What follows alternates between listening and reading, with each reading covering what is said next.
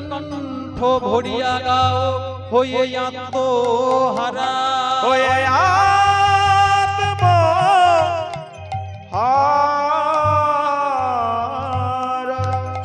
ওগো কলি হত জীব,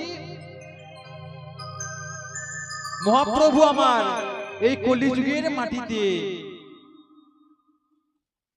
শ্রীধাম নবদ্বীপ ধামে অবতীর্ণ হলেন আমাদের মতো এই কলিহত জীবকে উদ্ধার করব বলে।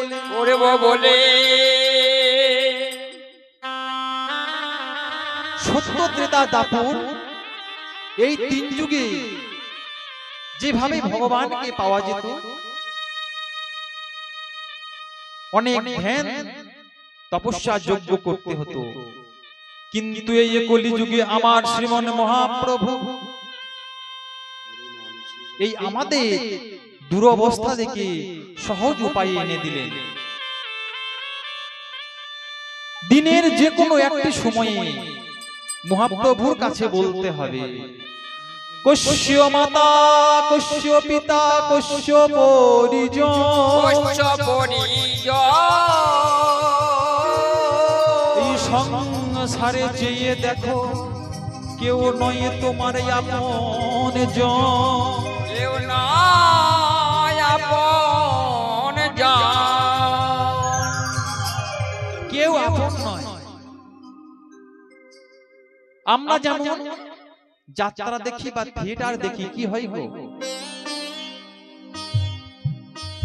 2-4 ঘন্টার অভিনয় হয়, অনেক সাজসজ্জা পোশাক, যাত্রা যখন শেষ হয়ে যায়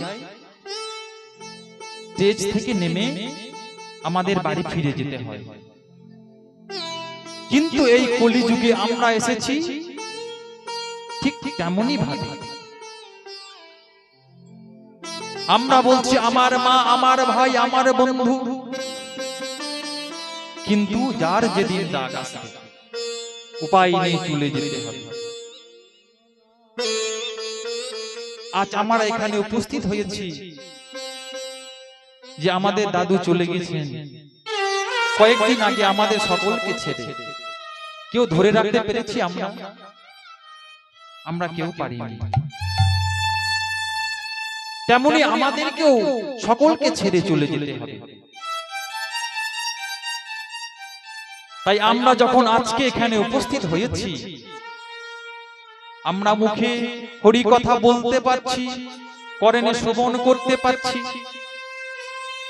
কিন্তু আমাদের এমন একটা দিন আসবে যেদিন আমরা এক জায়গা থেকে অন্য জায়গা যেতে পারবো না, চোখে দেখতে পাবো না, কানে শুনতে পাবো না। কখন সেদিন? যেদিন আমাদের সেই শেষের দিন আসবে। শেষের দিনে বৃদ্ধ বয়সে কত কি হয়, কেউ চলতে পারে না, শুয়ে থাকে, কেউ কথা বলতে পারে না, কিন্তু ওগো গৌরে হরি,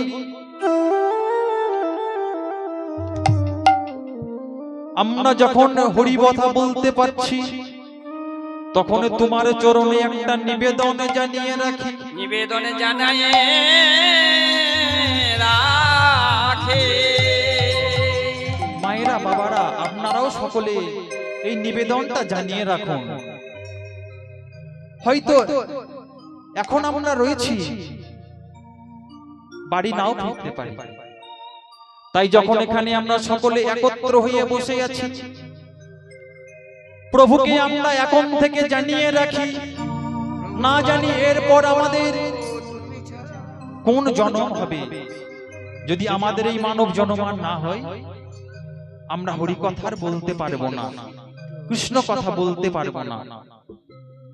তাই প্রভুকে জানিয়ে রাখো, ওগো দয়ালে মহাপ্রভু, যেদিন আমার শেষের দিন আসবে, আমি এক জায়গা থেকে অন্য জায়গা যেতে পারি বা না পারি, চোখে দেখতে পাই বা না পাই, তুমি আমার একটা জিনিস ভালো রেখো, ওগো গৌরে হরি। কি ভালো রাখবে জানো ওগো গৌর হরি